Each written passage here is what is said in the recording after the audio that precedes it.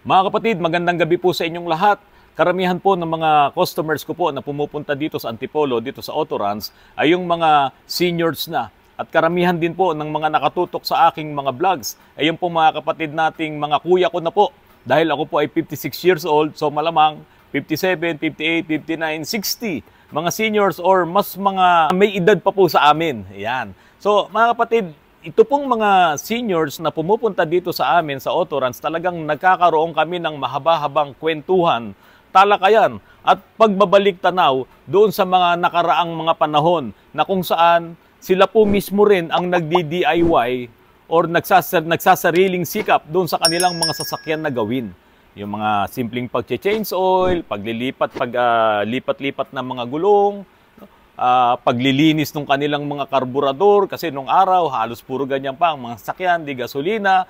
Pero mga kapatid, alam nyo po ba, sabi nga po nung isang customer ko po na pumunta rito, kung meron lang daw po siyang lifter, hindi daw po siya magpapagawa sa ibang mga shops dahil siya po ay talagang isang magaling na mekaniko. Kaya lang, dahil habang umiidad nga po ang isang tao, siyempre nababawasan yung ating lakas. At mga kapatid, merong mga delikadong posisyon sa pagmemekaniko. Tulad ko po, kapag po ako'y tumatalong ko ng matagal at ako po ay biglang tumayo, nahihilo po ako para akong nagkakaroon ng vertigo. Pero wala naman po akong vertigo. Nagpa-check up po ako, ang dahilan po noon ay meron daw po tayong ugat dito sa paa natin hanggang dito sa hita. No? Mahabang ugat na yan, malalaking ugat na yan na kapag naiipit at bigla kang tumayo, bigla pong magkakaroon ng blood pressure na aakyat dito sa siguro sa puso mo, sa ulo mo at kaya ka po nahihilo. Kaya po kung ganun ang mangyayari, magpapa-check up po kayo at baka kayo nga po ay nagkakaroon na ng mataas na presyon ng dugo. Okay mga kapatid, ito po. Ang sabi po ng mga customers ko ay kung maaari daw po sana dagdagan ko pa po yung mga tips na ilalagay ko po dito sa aking channel, sa aking mga vlogs. Meron po akong papakita sa inyo na mga tips na kayang-kaya po nitong mga subscribers ko po na mga seniors. Hindi naman po lahat talaga ng mga pagdi-DIY ay kakayanin pa po nila. Ang una ko pong i-share sa inyo ay meron po akong naging customer na ang problema po niya ay mabilis mapudpud yung kanyang brake pads. Ito, may brake pads ako dito. Ayan, ito po ay manipis na talaga. So ang sabi po niya sa akin, mabilis mapudpud ang kanyang brake pads kung i-compare dito sa isang sasakyan niya. Parehas naman na ginagamit araw-araw, pero ito daw isang sasakyan niya na to na SUV ay mabilis numipis ang kanyang brake pads. 4 na buwan lang ay halos mga lahati na yung brake pads. Samantalang itong isang sasakyan niya, taon na yung lumipas, makapal pa yung brake pads. Parehas namang ginagamit araw-araw. So marami na rin pong pinanggalingang mekaniko. Ang gusto lamang pong malaman, senior na rin po ito, ay kung bakit ganun ang nangyayari. So na-compare niya ngayon, bakit ganun ang problema nitong isang sasakyan niya. Tinutukan ko po yan. So sabi ko kay Christian, yung isang mekaniko ko, tanggalin mo lahat, buksan mo yung mga caliper, i-check up mo yung mga brake pistons, baka mamaya may kalawang yan, nag-i-stack up, kaya nagkakaganon. Dahil nga po sa galing na rin ito sa maraming talyer, 3 po yung pinanggalingan, so malinis naman talaga at wala pong problema itong kanyang mga pistons. Malinis at maganda din yung buga ng fluid kapag binibleeding namin. So alam nyo na yun, yung pagbi-bleeding, no? Bomba, pirmis, o naka-pirmis. Pag binuksan mo doon sa bleeder, nakaapa ka, dire-diretso, dapat ipo-floor mo yung pedal mo, ang lakas ng buga. So wala akong nakikitang problema. Ano po ngayon ang step na ginawa ko? So ito po, papakita ko sa inyo itong hydrovac. So, may hydrovac ako dito. Ito po ay sa Starex. Pero hindi po ito yung hindi po ito yung nagkaroon ng problema. So may brake master din po ako dito at may hydrovac ako dito. So sabi ko kay Christian, tignan mo yung push rod. Una, dito muna. Tignan mo yung push rod doon sa pedal. Baka masyadong tukod yung preno, kaya ang nangyayari, hindi nakakabalik yung pistons at medyo parang nag-stack up siya. Pero hindi naman kasi stack up Hindi naman yun nung reklamo, nung may-ari. Tignan mo yung push rod, kasi nandito yung brake pedal niyan Tinutulak na to ng brake pedal na ganun. So sabi ko, tignan mo yung push rod doon sa brake pedal, baka tukod. So nung tinignan niya, maganda nga malayo na. Siguro na-i-adjust na rin ng ibang mga mekaniko. Malayo na yung adjustment. So ibig sabihin, hindi siya tukod. O wag mo nang pakialaman yan. So sabi ko, alisin mo ngayon yung brake master. Ito yung brake master. At gusto ko makita naman yung push rod sa loob nitong hydrovac. Meron po kasing ito yung kadugtong ng push rod ito. Itinutulak din po yan ito dito. Dito po may makikita rin kayong adjuster. To, yung tornilyo na yan. Hindi ko maipaliwanag, original yung hydrovac, original yung brake master. Ito po kasi yan, nakakabit na ganyan yan. Okay. Pumapasok yun doon. Ayan, ganyan siya. So, pinatanggal ko to. At sabi ko kay Christian, i-adjust mo to, ipasok mo. Pasok mo sa loob. Kasi duda ko, hindi masyado nakakabalik yung piston dahil tukod dito. So, sabi mo dito hindi tukod, so dito malamang tukod. Okay. So, in-adjust ni Christian, mali yung adjustment. Nung in-adjust niya, nag-stack up na ngayon yung preno. In-adjust niya ng 2 pihit lang. Nag-stack up na yung preno. So, sabi ko, mukhang tama yung ating gustong malaman. So, okay, ibalik mo, kinalas ulit. Pinasok naman ni Christian ng 4 na pihit. So, pagpasok ng 4 na pihit, okay, ikinabit ko ngayon yung master, kinabit na namin at ipina-test drive namin doon sa may-ari. So, hindi mo kagad malalaman kung ano ang resulta. Kasi nga, ang reklamo naman ng may-ari doon ay mabilis mapudpud ang kanyang brake pads. After 4 months, bumalik sa amin yung may-ari at ipinakitang muli yung kanyang brake pads makapal pa rin. So, ibig sabihin, na-troubleshoot na namin at ang talagang may problema ay itong push rod po dito. Paano nangyari yun? Yun din ang hindi ko maipaliwanag kasi original naman lahat unless may nakialam nun na hindi alam nung may-ari. Kasi pag nasobrahan, tulad nga po nung sinabi ko sa inyo, kung ito ay masosobrahan, mag-i-stack up naman ang preno mo kasi hindi makakabalik yung mga piston kagad eh. Pwedeng dito ka stack up, dito mataas ang adjustment mo, pero hindi naman nga ganun na nangyari. Dito pala nagkaroon ng hindi magandang adjustment. At least kahit paano, hindi siya nag-i-stack up, kaya hindi siya nag-overheat.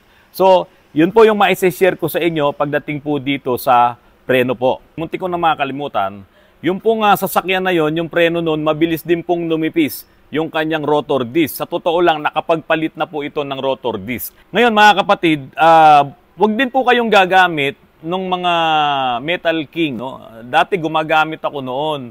Pero dahil nga mula nung nagkatalyer ako, napapansin ko, mabilis mapudpud yung rotor disc at yung kanyang mags ay mabilis din dumumi. Lalong-lalo na yung mga silver na mags. Kitang-kita mo yung napupudpud na brake pads, pati yung napupudpud doon sa rotor disc. Dumudumi talaga yung kanilang mga mags. Yung mga original kasi ng mga brake pads, talaga pong yan ay magagandang klase. Karamihan po dyan ay mga ceramic brake pads. Hindi siya malakas pumudpud ng mga rotor disc at hindi rin po siya marumi. So, yun po ang hahanapin nyo. Medyo mahal nga lamang po yun, pero magandang klase siya at hindi mapupudpud kagad ang inyong mga rotor disc. Ito ay simpleng troubleshooting lamang, pero malaking bagay para doon sa natulungan natin. Hindi na ngayon malakas mapudpud ang kanyang brake pads, pati yung kanyang rotor disc. At kung hindi nga po naagapan yon, baka po yun ay kung sa malalayong biyahe, baka mag-stack up na yon at umusok at magliyab pa yung kanyang preno. So, tandaan nyo po, kapag may na-experience kayo na ganyan, tansyahin nyo kung mabilis maubos ang inyong mga brake pads, baka nga po may problema sa adjustment ng push rod po ng inyong mga hydrovac. O, ito po yon. Okay, ito naman po yung isa pa na ma-share ko po sa inyo. Para po sa mga subscriber ko po na nagtitiwala po kay Autorans na mga seniors, ito po yung mga kaya nyo pong gawin na hindi nyo po kailangan tumawag ng mekaniko. Halimbawa po, napansin nyo na bakit lumalakas kayo sa konsumo ng gasolina o kaya ng diesel. Kung di gasolina ang inyong sasakyan or kung diesel ang gamit na fuel ng inyong sasakyan, ba't bigla kayong lumalakas sa konsumo? Ayan. Una nyo pong gawin mga kapatid, i-check nyo po ang inyong mga air filter. Baka po yan ay barado na. Dahil kung yan po ay barado na at hindi nyo pa napapalitan, marirestrict po ngayon yung pasok ng hangin, magkakaproblema po yung air and fuel mixture diyan po sa inyong combustion. So kapag po ganun ang nangyari, magiging rich ang mixtures niyan. So kung rich yan, lalakas kayo sa konsumo sa fuel, magiging maitim ang inyong exhaust. Yung lumalabas sa inyong tambucho, maitim na usok. At ang mangyayari pa po niyan, pwede pa po kayong mag-low power. At pwede rin pong bigla na lang mag-i-stall or hihinto ang inyong mga sasakyan. So magkakaroon din ng mga vibrations yan. Palitan nyo ng element, bumili po kayo ng bago. Yung iba po kasi, nililinis pa nila, yung iba nga sinasabon pa, sinashampoo pa. Naku, huwag nyo pong gagawin yan. Pag binasa nyo po yan, lalo magsasara yung mga daanan ng hangin dyan, yung passage ng hangin. So, hindi po siya advisable na nililinis, sinasabon, nilalaban yung mga element na yan, lalo po yan magsasara. Papalitan nyo po talaga yan ng bago. Ngayon mga kapatid, ito po ang aking suggestion pa po sa inyo. Wag nyo pong papalitan ng mga metal or mga stainless na strainer or filter ang inyong mga air cleaner. Kasi po, talagang may papasok pa rin na dumi. May makakalampas pa rin na dumi diyan sa mga metal na aftermarket na mga air filter. Totoo po, kapag po iyan ay ginagamit ng mga nagre-racing o nagre-racing, yung mga pangkarerang mga sasakyan, talaga pong pinapalitan po nila yung mga element type na mga air filter or air cleaner. Kasi po, mas kailangan nila yon para talagang malakas yung pasok ng hangin. Kapag yan naman ang ginamit mo at lumusot yung mga dumi na nahihigop ng yung makina, pupunta yon sa combustion chamber, dudumi yung combustion at yan po ang sisira paunti-unti sa inyong mga makina. Kaya nga po hindi advisable na yung maruming hangin makakapasok diyan sa combustion chamber. Ito pong mga nagkakarera, itong mga nagre-racing, makikita nyo nga bago pumunta yan sa racetrack, yung mga pangarera nila nakasakay pa minsan sa tow truck, hindi nila binabiyahin ng malayo. Halimbawa, galing ka dito sa Cavite, pupunta ka dyan sa Clark, dun sa racetrack dyan. Hindi mo ibabiyahe mula Cavite hanggang Clark yung pangarera mong sasakyan. Dahil hanggat maaari gusto mo, press na press yung makina mo kapag ka ginamit mo dyan sa karera. Pagkatapos naman ng karera, yung mga sasakyan na yan, halos pinapahinga na lang yan dahil yung mga sasakyan na yan intended for racing lang. Pero yung sasakyan mo, hindi mo yan pangarera. Kapag nilagyan mo yan ng mga racing filter na talagang halos open na open, yung pasok ng hangin, may kasama ring dumi yun, araw-araw nyong ginagamit, gamitin nyo lang yung mga stock talaga, kung ano talaga yung stock na air cleaner ng mga sasakyan na yan. Pero, kung merong nag-o-offer niyan, na talagang mapapatunayan nyo na halos walang nakakalampas na dumi, na katulad din ng stock na filter mo, na air cleaner mo, nasa sa inyo na po yan. Kung magandang brand at magandang klase po, yung mabibili nyong aftermarket na air filter na yan na metal. Okay mga kapatid, ito pa po. Kung talagang marami kayong mga sasakyan, halimbawa, 4 ang kotse mo, meron ka pang mga SUV, no? Maraming sasakyan mo, bumili ka na po ng mga ganitong tools. Ito po, ayan. Ito po ay pantanggal ng oxygen sensor. Ayan. Maraming klase ito, maraming sukat. Ayan. Depende kung gaano kalaki yung oxygen sensor mo. Ngayon mga kapatid, kaya ko po ito ina-advise sa inyo dahil marami naman kayong sasakyan, yung mga seniors po na nanonood po ng aking mga vlogs. Kasi po mga kapatid, isa rin po sa dahilan kung bakit lumalakas ka sa konsumo sa fuel ay kung dumudumi na ang iyong oxygen sensor. Siya yung nagme-metro dyan eh. Okay, so kung marumi na yan, huwag mo nang hintayin na umilaw ang iyong check engine light. Kapag umilaw ang iyong check engine light at nakita niya na marumi na or may diferensya na ang inyong oxygen sensor, at siyempre, saka ka palang pupunta sa talyer at pa-check mo kung ano yung naging problema. So, pag tinutukan naman niya ng scanner, makikita may problema ang oxygen sensor. So, tatanggalin yun, lilinisin. Kung sira na, magpapalit ka na. Pero, bihirang-bihira naman talaga yung nasisira. Kadalasan ay dumudumi lang. Bakit po? Kasi yung oxygen sensor, talagang sinasagap niya yung napakaraming carbon kasi nandyan nga yan sa exhaust. So, dalawa yan, may bank 1 at may bank 2. So, ang kadalasan dumudumi at nagkokos ng paglakas mo sa konsumo sa fuel at hindi niya na naitatama yung mixture. So ngayon mga kapatid, huwag mo nang hintayin na dumumi yung oxygen sensor na yan. Bumili ka ng mga ganitong tools. Kung marami kang sasakyan, ikaw na mismo ang mag-DIY, linisin mo ang iyong oxygen sensor at sigurado magiging maganda ang epekto nun sa fuel economy. Mga kapatid, merong nagpagawa sa akin, Honda City, kasi ako may Honda City din. So sinabi niya, bakit lumakas siya sa konsumo ng gasolina? Ito kasing mga Honda City na to, yung sa akin ay 2012 model. Nung unang bili ko yon, pag inaapakan ko yung accelerator, nasa econo mode siya, makikita mo yung ilaw ng econo doon sa gauge. No? umiilaw yung Econo sa habang ginagamit mo. Ngayon, pag talagang idinidiin mo ang accelerator mo, nawawala yung ilaw ng Econo. So, ibig sabihin, nandoon ka sa power mode.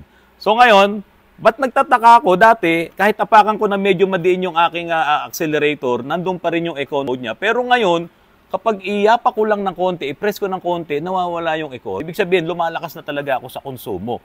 So, ang ginawa ko, nilinis ko yung oxygen sensor, nagpalit ako ng mga spark plugs, nagpalit ako ng air cleaner, at yun nga po, siguro natsambahan.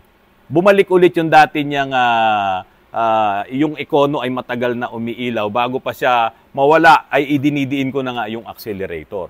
So, meron din pong nagpagawa sa amin ganun, at ganun din yung ginawa ko. Nilinis ko lang yung oxygen sensor, nagpalit kami ng spark plugs, nagpalit kami ng mga air cleaner. Lahat po noon, nilinis namin yung throttle body at bumalik yung kanyang tipid sa fuel.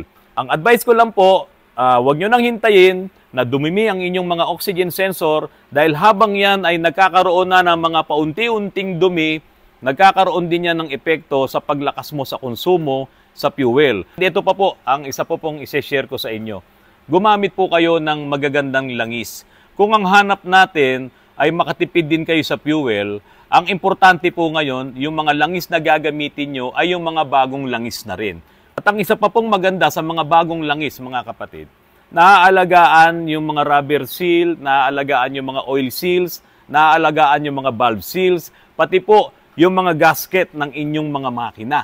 Ganun na po ang timplada ng mga bagong langis ngayon, yung technology niya. Kaya po, hanggat maaari sa mga makina nyo, lalo na kung bago, modelo pa ang inyong mga sasakyan, ang gamitin nyo rin ay yung mga bagong langis. Lahat naman ng mga bagong langis na to ay back compatible sa mga lumang sasakyan. Kahit sabihin mo pang 1990s pa ang sasakyan mo, pwede mo po yung gamitan ng mga bagong langis.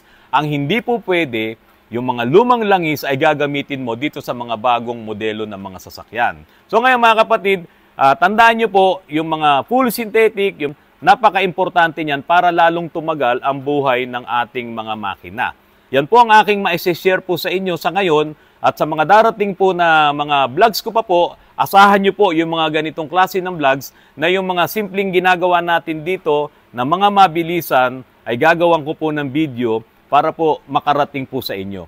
Mga kapatid, magandang gabi po at maraming salamat po sa inyong lahat.